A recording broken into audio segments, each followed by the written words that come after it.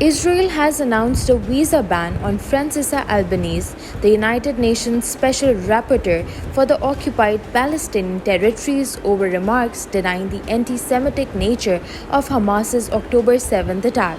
Albanese disagreed with French President Emmanuel Macron's characterization of the attack as the biggest anti-Semitic massacre of our century, attributing the violence to Israeli oppression instead.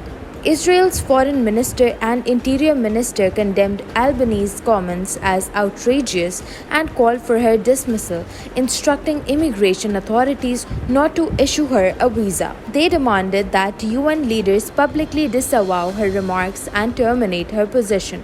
While contacted by AFP, Albanese declined to comment on Israel's decision, which effectively bars her entry into the occupied West Bank. However, on her social media account, she refused to be intimidated, highlighting complicity in the perpetuation of the Nakba, the mass displacement of Palestinians during Israel's creation in 1948.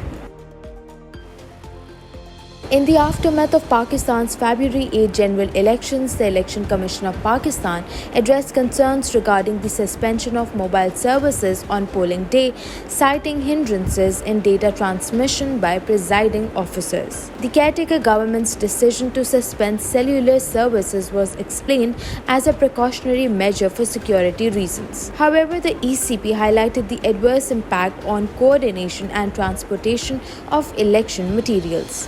The ECB refuted allegations of rigging, acknowledging minor irregularities but asserting the availability of forms for investigation and prompt action on complaints. Despite challenges, the electoral process was deemed peaceful, emphasizing the successful completion of a major operation. The ECP concluded that the delay in results in some constituencies did not benefit or harm any specific political party. Interim Prime Minister Anwarul Kakar robustly defended the caretaker government against accusations of favoritism in the elections, pointing out that PTI loyalists were allowed to contest, thus ensuring a level playing field.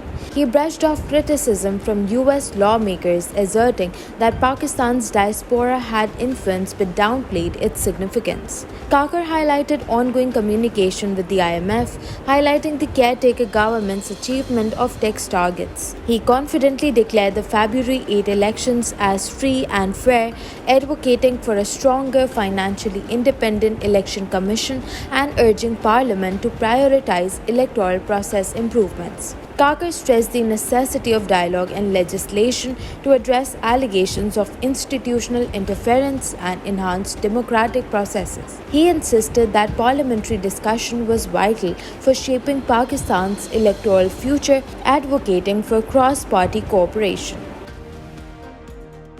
US Senator Bernie Sanders strongly opposed the Biden administration's decision to provide military aid to Israel. In a post on X, he condemned Prime Minister Netanyahu's leadership, attributing an unprecedented humanitarian disaster to Israel's war machine. Sanders asserted that no member of Congress should endorse the allocation of military assistance to Israel under Netanyahu's leadership.